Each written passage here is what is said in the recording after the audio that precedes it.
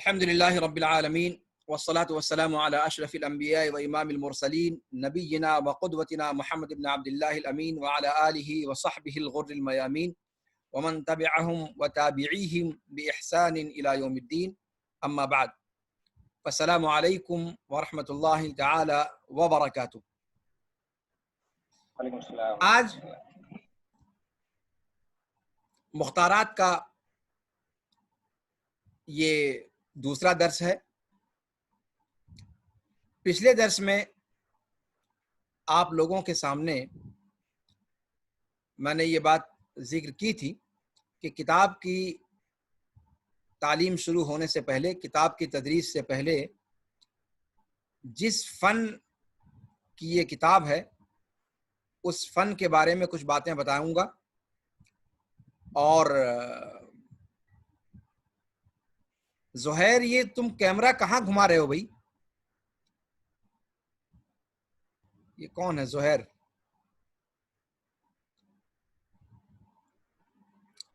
جی، تو میں یہ کہہ رہا تھا کہ کچھ مقدمات ہیں، کچھ تمہیدی باتیں ہیں جن کا ذکر کرنا کتاب سے پہلے از بس ضروری ہے.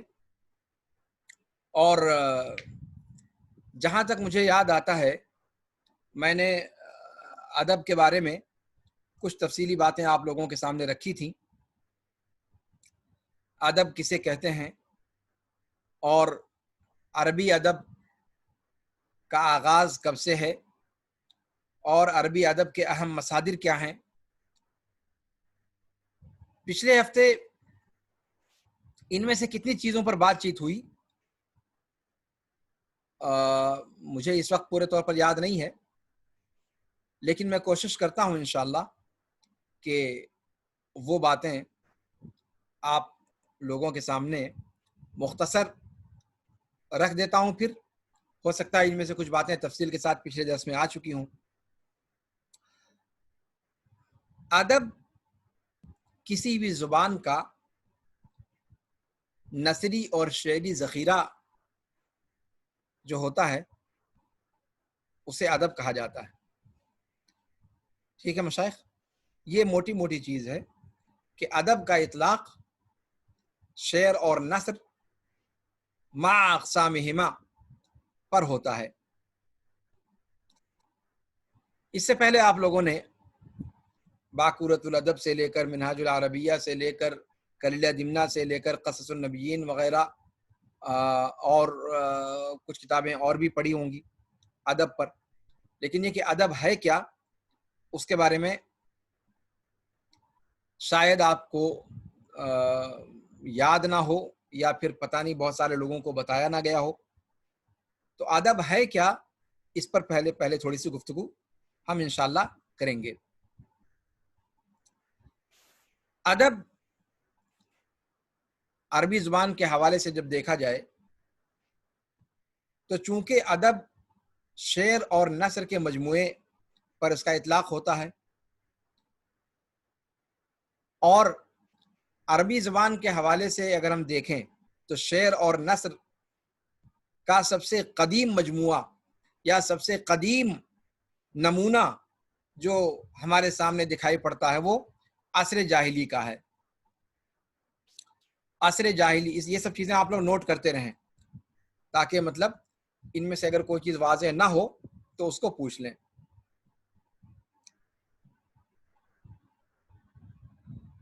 ادب عربی جب ہم کہتے ہیں تو اس کا سب سے پہلا اطلاق زمانے کے اعتبار سے عصر جاہلی پر ہوتا ہے. عصر جاہلی اس زمانے کو کہتے ہیں جو اللہ کے رسول صلی اللہ علیہ وسلم کی بعثت سے 150 سے 200 سال پہلے تک کا زمانہ ہے. ٹھیک ہے مشائخ،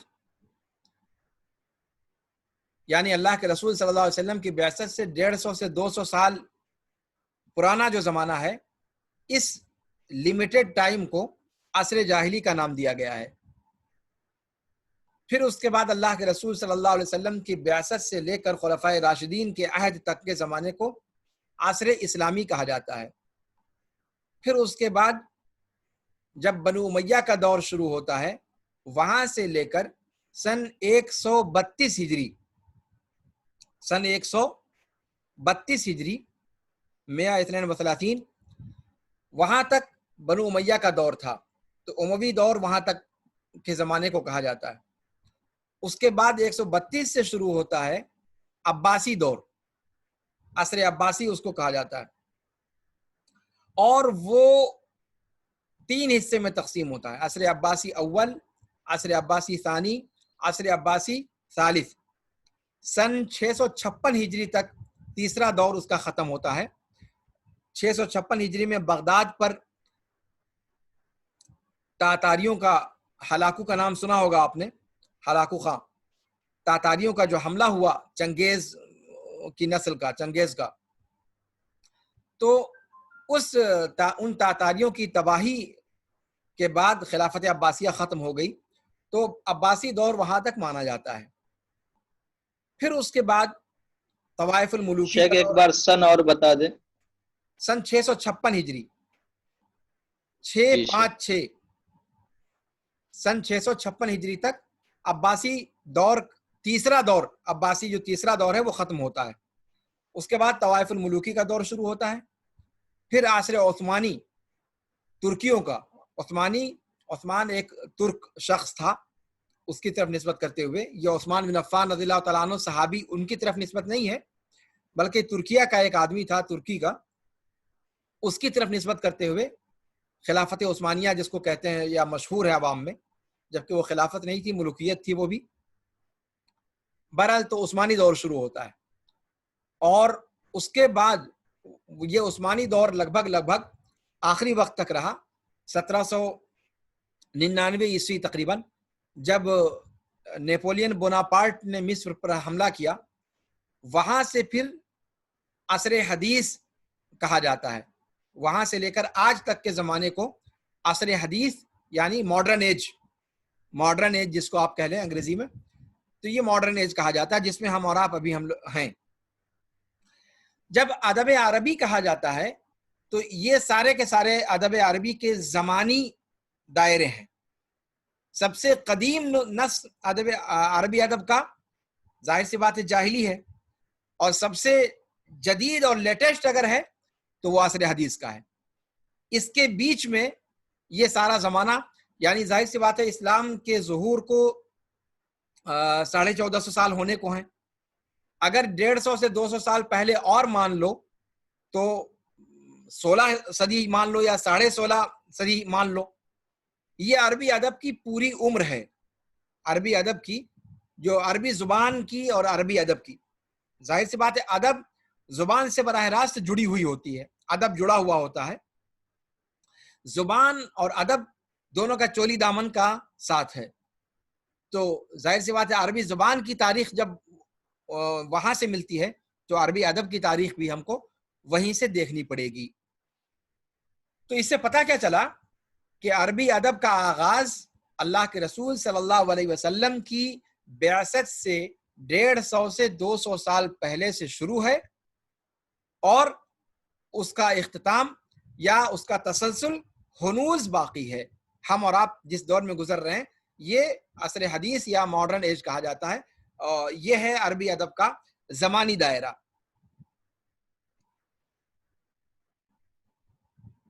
ایک بات یہاں پر میں کلیئر کر دوں کہ آپ لوگوں نے نہ صرف یہ کہ ادب کے اندر، بلکہ حدیث کے اندر، قرآن کریم کی تفسیر کے اندر بہت ساری جگہوں پر سنا ہوگا، یہ جاہلی کا لفظ آپ لوگوں کو اس کے سامنے آیا ہوگا یقینی طور پر.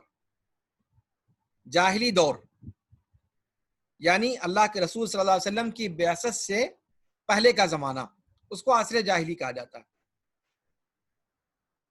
جاہلی کا کیا مطلب ہوتا ہے،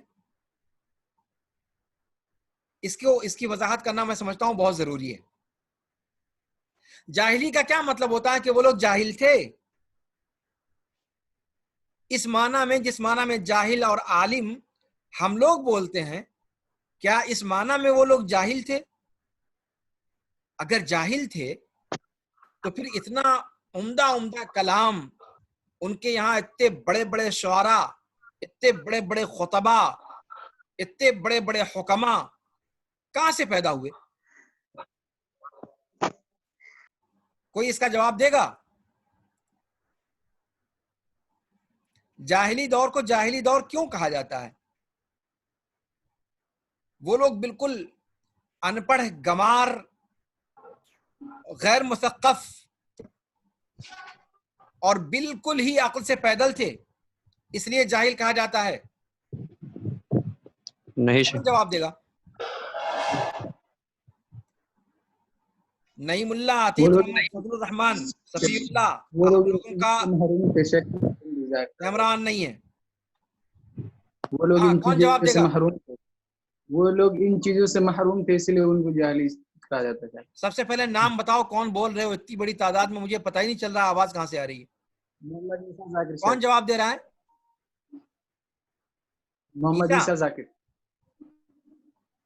عیسیٰ بول رہے ہو؟ ٹھیک ہے، ہاں، کیا کہہ رہے ہو؟ وہ لوگ ان چیزوں سے محروم تھے، اسی لیے ان کو جاہل کہا جاتا ہے۔ کن چیزوں سے محروم تھے؟ جو مطلب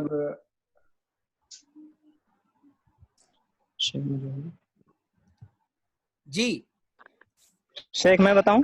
ہاں ہاں بالکل بتائیں، کون ہے؟ وسیع؟ وسیع الدین۔ ہاں ہاں جی بتاؤ۔ شیخ، شیخ ایسا نہیں ہے کہ، بلکہ معاملہ یہ ہے کہ وہ لوگ دین سے ناشنا تھے، جس کی بنا پر زمانے جاہلیت کے لقب سے ان کو پکارا گیا۔ دین سے ناآشنا تھے، جی یعنی شرک پر قائم تھے، بلفظ دیگر توحید سے ناآشنا تھے اور شرک پر قائم تھے۔ ٹھیک ہے؟ جو معصیتوں میں سے اکبر المعاصی ہے، ان الشرک لظلم عظیم، عظیم۔ تو شرک کی گمراہی ان کے ہاں پائی جاتی تھی، اور علم رہتے ہوئے کوئی شخص شرک نہیں کر سکتا۔ اگر شرک کر رہا ہے، ویسے بھی انسان جب معصیت کا ارتکاب کرتا ہے تو معصیت کا ارتکاب کرتے ہوئے وہ شخص حقیقت میں جاہل ہوتا ہے۔ کیا ہوتا ہے؟ حقیقت میں جاہل ہوتا ہے، جاہل ہوتا ہے، اس لیے کہ انسان علم اگر اس کے پاس موجود ہے تو پھر وہ علم رہتے ہوئے معصیت نہیں کر سکتا۔ اسی لیے آپ دیکھیں قرآن کریم کے اندر 5 اولو العزم رسولوں کا ذکر کیا گیا ہے، جن میں سے نوح علیہ الصلوۃ والسلام بھی ہیں۔ ہے کہ نہیں ہے؟ ہیں یا نہیں ہے؟ جی اولو سر، العزم 5 رسولوں میں سے ایک رسول ہے۔ جی سر۔ ان کا قصہ آپ پڑھیے سورہ ہود کے اندر، جب انہوں نے 950 سال تک دعوت پیش کی، توحید کی دعوت قوم نے قبول نہیں کی، گنے چنے افراد کو چھوڑ کر، پھر نتیجہ یہ ہوا کہ صاحب طوفان آیا، طوفان میں ساری خلقت سوائے ان افراد کے جو ان کے ساتھ اصحاب السفینہ تھے، جو کشتی میں سوار تھے، باقی سب جی غرقابی کے کگار پہ پہنچ گئے۔ وہاں پر قرآن کریم نے نوح علیہ الصلوۃ والسلام کے بیٹے اور نوح علیہ الصلوۃ والسلام کے مابین ڈائلاگ جو ہوا اس کو ذکر کیا ہے۔ ارکب معنا یا بنی ارکب معنا ولا تکن مع الکافرین مع الکافرین۔ قال سآوی الى جبل يعصمني من الماء قال لا عاصم اليوم من امر الله الا من رحم الرحیم۔ وحال بينهما الموج فكان من المغرقين۔ یہ قرآن کریم نے ڈائلاگ نقل کیا ہے جو نوح علیہ الصلوۃ والسلام اور ان کے بیٹے کے مابین ہوا تھا۔ نوح علیہ الصلوۃ والسلام نے کشتی پر بلایا کہ بھیا آ جاؤ، اب سدھر جاؤ، اب موت تمہاری نگاہوں کے سامنے، اب تو کھوپڑی سے کام لو۔ کہا کہ نہیں نہیں نہیں نہیں، اب بھی میں آپ کا سہارا نہیں لینے کا، یہ پہاڑ جو آپ دیکھ رہے ہیں سامنے، اس پر میں جا کر کے پناہ لے لیتا ہوں اور وہ مجھے ڈوبنے سے بچا لے گا۔ کہا کہ بھیا ڈوبنے سے آج کوئی نہیں بچا سکتا سوائے ان لوگوں کے، کوئی نہیں بچنے والا ہے جس پر اللہ رب العالمین رحم فرمائے۔ اور یہیں تک گفتگو پہنچی تھی. ابھی اور سلسلہ آگے بڑھتا کہ حال بینہم الموج فکان من المغرقین، کہ بیچ میں موج حائل ہوئی اور اس کو اپنا لقمہ بنا لیا. یہ واقعہ قرآن نے ذکر کیا ہے. ایک باپ کے سامنے اس کی اولاد لقمہ بن جائے، ظاہر سی بات ہے اذیت کتنی رہی ہوگی. نوح علیہ الصلوۃ والسلام جو اس وقت روئے زمین پر سب سے بڑے عالم تھے. کیا تھے؟ سب سے بڑے عالم تھے. رسول اپنی قوم کا سب سے بڑا عالم ہوتا ہے، اس لیے کہ اللہ رب العالمین کے بارے میں سب سے زیادہ معرفت رسول اور نبی کو ہوتی ہے. لیکن نوح علیہ الصلوۃ والسلام شفقت پدری کے سامنے مجبور ہو گئے اور اللہ رب العالمین سے انہوں نے اس موقع پر شکوہ کر لیا. کیا کہا انہوں نے؟ وَنَادَى نُوحٌ رَبِّ فَقَالَ کیا کہا تھا؟ إِنَّ ابْنِي مِنْ أَهْلِي وَإِنَّ وَعْدَكَ الْحَقُّ وَأَنْتَ أَحْكَمُ الْحَاكِمِينَ. اے اللہ میرا بیٹا، ونادى نوح ربه فقال رب إن ابني من أهلي وإن ابنی من وعدك اہلی، الحق وأنت میرا بیٹا أحكم الحاكمين. میرے اہل سے ہے اور اللہ رب العالمین تو نے میرے اہل کو بچانے کا وعدہ کیا تھا. یہ دبے لفظوں میں انہوں نے شکایت کی کہ اللہ تو نے مجھے یہ یقین دہانی کرائی تھی کہ تجھ کو اور تیرے اہل کو بچا لوں گا. پھر یہ میرا بیٹا میرے اہل میں سے تھا اور میری نگاہوں کے سامنے موج نے اس کو اچک لیا. کہا کہ کوئی اور بات تو نہیں، اس لیے کہ تو سب سے بڑا فیصلہ کرنے والا ہے، لیکن میں تیرے وعدے کی یاد دہانی تجھے کراتا ہوں. اللہ رب العالمین نے کیا کہا؟ قال یا نوح انه ليس من اهلك انه عمل غیر صالح فلا تسألنی ما ليس لك به علم. اس کے بعد کیا کہا؟ انی اعظک ان تکون من الجاہلین. کہا کہ نو آپ بھی جانتے ہیں کہ آپ کا بیٹا آپ کے اہل میں سے نہیں تھا. اہل میں سے صرف وہی ہو سکتے ہیں جو اہل عقیدہ ہوں، جو آپ کی توحید کی دعوت کو قبول کریں. رسول کے اہل وہ ہوتے ہیں. اگر رسول کے گھرانے کی بیوی، رسول کی بیوی یا رسول کے بیٹے اگر وہ دعوت توحید کو قبول نہیں کرتے تو دنیاوی رشتہ داریاں ان کو رسول کا اہل نہیں بنا سکتی. اسی لیے آپ نے دیکھا ہوگا کہ اللہ کے رسول صلی اللہ علیہ وسلم نے کیا کہا؟ العلماء ورثۃ الانبیاء. علماء انبیاء کرام کے وارثین ہوتے ہیں. یعنی کیا پتہ چلا کہ انبیاء جو دعوت توحید لے کر کے آئے ہیں، اس دعوت توحید کی معرفت رکھنے والے لوگ وہ انبیاء کرام کی روحانی اولاد ہوا کرتے ہیں، روحانی وارث ہوا کرتے ہیں. وہ اس وحی کے امین ہوا کرتے ہیں جس وحی کو لے کر کے انبیاء کرام تشریف لائے. اور نوح علیہ الصلوۃ والسلام اس بات کو جانتے تھے کہ اللہ رب العالمین نے جس اہل کو بچانے کا وعدہ کیا ہے وہ اہل توحید ہیں، چاہے وہ ان کے گھرانے کے ہوں چاہے وہ اس کے علاوہ ہوں. وہ سب کے سب پوری قوم نبی کے سامنے نبی کی روحانی اولاد کے درجے میں ہوتی ہے. روحانی طور پر وہ سب کے سب اس کے اہل ہوتے ہیں جو اہل توحید ہوتے ہیں. تو اللہ رب العالمین نے اہل سے مراد اہل توحید کو لیا تھا. لیکن نوح علیہ الصلوۃ والسلام نے یہاں پر سمجھتے ہوئے بھی جوان بیٹے کی موت کو دیکھ کر ان کی زبان سے یہ شکوہ نکلا کہ اہل کا اطلاق انہوں نے اپنے خونی رشتے پر کرنا چاہا. تو اللہ رب العالمین نے کہا کہ تنبیہ کی کہ اے نوح آپ کا بیٹا آپ کے اہل میں سے نہیں ہے، وہ کبھی آپ کے اہل میں سے نہیں رہا، اس لیے کہ وہ آپ کی دعوت پر لبیک اس نے نہیں کہا. اس کا عمل صالح نہیں تھا. اور صالح عمل کون سا ہوتا ہے؟ جو نبی کے بتائے ہوئے طریق پر ہو. تو اللہ رب العالمین یہاں یہ بتلا رہا ہے کہ نوح جس دعوت کو لے کر کے آپ گئے ہیں اور جس طریقے کے مطابق آپ نے عمل کرنے کو کہا ہے اس طریقے کے مطابق انہوں نے عمل نہیں کیا، اس نے عمل نہیں کیا. اور جب عمل غیر صالح ہے تو پھر وہ آپ کے اہل میں سے کیسے ہو سکتا ہے؟ پھر کہا کہ میں تمہیں تنبیہ کرتا ہوں اس بات پر کہ جاہلوں میں سے نہ ہو جاؤ. یعنی اپنے وقت کے دنیا کے سب سے بڑے عالم شخص کو اللہ رب العالمین نے کہا کہ جاہلوں میں سے مت ہو جاؤ۔ اس سے پتہ کیا چلا کہ گناہ یا معصیت یا لغزش جب ہوتی ہے تو انسان اس وقت چاہے جتنا بڑا عالم ہو وہ حقیقت میں جاہل ہوتا ہے۔ تو جاہلی دور میں تو وہ لوگ شرک کی گھٹا ٹوپ تاریکیوں میں ملوث تھے از اول تا آخر، تو انہیں جاہلی اسی بنیاد پر کہا گیا کہ گرچہ ان کے ہاں بڑے بڑے خطیب تھے، بڑے بڑے سخی تھے، بڑے بڑے شجاع لوگ تھے، اور بہت ہی اعلیٰ قسم کی سماجیات ان کے ہاں موجود تھیں، مظلوموں کی مدد کرنا، فریاد رسی کرنا، داد رسی کرنا، محتاجوں کی مدد کو پہنچنا، یہ ساری کی ساری چیزیں ان کے ہاں موجود تھیں۔ اس کے باوجود قرآن کریم نے اس دور کو جاہلی دور کہا ہے۔ کیوں؟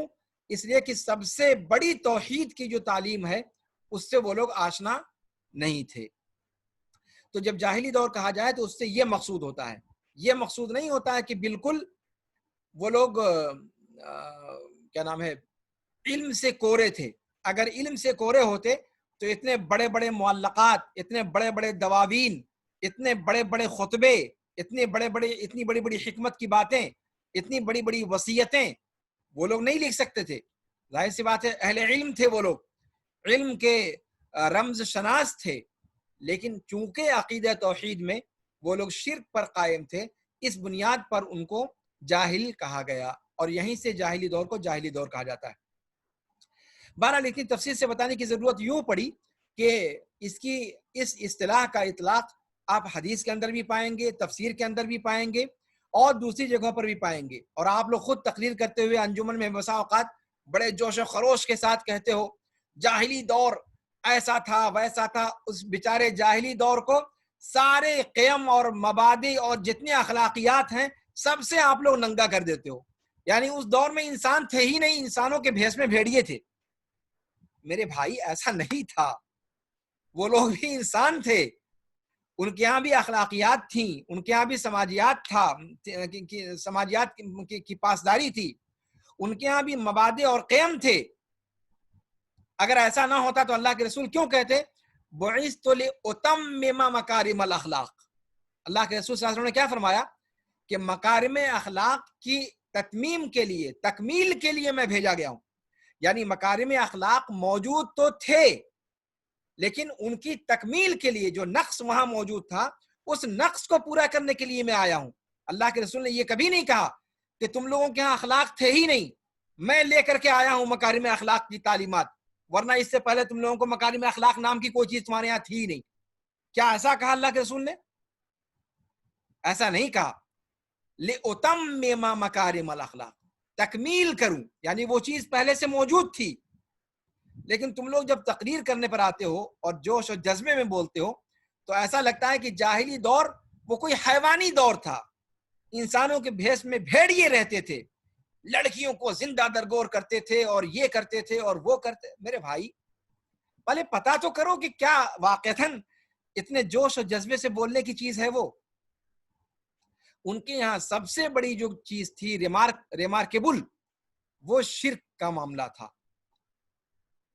زندہ درگور کرنے کا واقعہ چند مخصوص علاقوں میں تھا، سارے کے سارے عرب آپ لوگ کہتے ہو کہ سب کمبخت مارے اپنی بیٹیوں کو درگور کرتے تھے، زندہ درگور کرتے تھے۔ ایسا نہیں تھا، ان لوگوں کے یہاں بھی اخلاقیات تھیں۔ تو اس چیز کو آپ لوگ ذہن میں رکھیے، اسی لیے میں نے اس کی وضاحت کر دی ہے تاکہ آپ لوگ جب بولو، دیکھو اللہ تعالیٰ کہتا ہے وَإِذَا قُلْتُمْ فَعْدِلُوا، جب آپ کسی کے بارے میں بھی کوئی بات کہیں تو انصاف کا دامن اپنے ہاتھ سے نہ چھوڑیں، بلکہ قرآن یہاں کہتا ہے لا یجرمنکم شنآن قوم علی الا تعدلوا اعدلوا هو اقرب للتقوی۔ آپ کا دشمن ہی کیوں نہ ہو، آپ کے دشمن کی دشمنی آپ کو اس بات پر نہ ابھار دے کہ آپ اس کے اوپر ظلم کر بیٹھو، اس کے بالمقابل عدل کا دامن تھام کے نہ رکھ سکو۔ کہا کہ اعدلوا، عدل سے کام لو۔ اللہ کے بندو، جب آپ ساری اخلاقیات سے عاری کر دیتے ہو جاہلی سماج کو، تو آخر اللہ کے رسول صلی اللہ علیہ وسلم بھی تو انہی میں سے آئے تھے۔ آپ نے کبھی سوچا کہ جب اس طریقے سے آپ کرو گے تو اس سے خود اللہ کے رسول صلی اللہ علیہ وسلم کے خانوادے پر بھی حرف آئے گا؟ آپ صلی اللہ علیہ وسلم کے خاندان کی کتنی رسوائی اس کے اندر ہے. اللہ تعالیٰ کو پوری دنیا کے اندر نبی خاتم النبیین بھیجنے کے لیے اس بدترین معاشرے سے بہتر کوئی معاشرہ نہیں ملا. کسی کے ذہن میں یہ سوال آ سکتا ہے، جبکہ اللہ کے رسول کہتے ہیں کہ اللہ رب العالمین نے مجھے افضل ترین نسل انسانی میں بھیجا ہے. نسب کے اعتبار سے، نسل کے اعتبار سے اعلیٰ ترین نسل کا انتخاب اللہ رب العالمین نے کیا، اور آپ اس نسل سے ساری اخلاقیات کو آپ کنارے لگا رہے ہو. تو اس لیے دیکھو، جو مولوی ملا عام طور پہ جذبات میں بولتے ہیں نا، وہ یہ نہیں سمجھتے کہ ان کی مار کہاں پڑ رہی ہے. تو جذباتیت میں انسان کے اندر اس قدر نہیں ہونی چاہیے کہ انسان بھلا کرنے کے بجائے اپنا برا کر بیٹھے. تو جاہلیت کا ایک مفہوم جو حقیقی مفہوم ہے وہ میں نے آپ لوگوں کے سامنے رکھا، اس کی وضاحت کی ضرورت تھی. اس کے بعد میں انشاءاللہ بتاؤں گا کہ ادب کی تعریف کیا ہے اور جاہلی دور کے اہم مصادر کیا ہیں، اور اس کے بعد عمومی طور پر عربی ادب کے اہم مصادر کیا ہیں، اور اس کے بعد پھر مختارات پر تھوڑی سی گفتگو کروں گا، اور اس کے جو مؤلف ہیں مولانا ابوالحسن علی ندوی رحمہ اللہ، ان پر تھوڑی سی گفتگو کروں گا، اور پھر اس کے بعد انشاءاللہ درس کتاب کے اندر شروع کریں گے. اب وقت ختم ہوا چاہتا ہے، اور آج تاخیر آپ لوگوں نے کی ہے، اس لیے سوال کا وقت دے پانے کا وقت نہیں ہے، اسی لیے میں اسی پر اپنی بات ختم کرتا ہوں. اور اگر کوئی سوال ہے تو اگلی ہفتے انشاءاللہ اس کا جواب دوں گا. سبحانک اللہم و بحمدک، اشہد ان لا الہ الا انت، استغفرک و اتوب الیک. والسلام علیکم ورحمۃ اللہ تعالی وبرکاتہ. السلام علیکم. السلام علیکم. السلام ورحمۃ اللہ وبرکاتہ. السلام علیکم. وعلیکم السلام.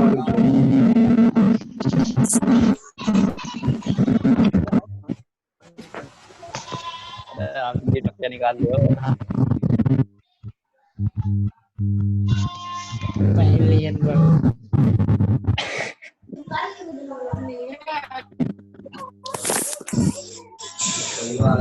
اگلی گھنٹی میں آپ لوگ وقت پر حاضر رہیے گا تاکہ کچھ زیادہ وقت مل سکے.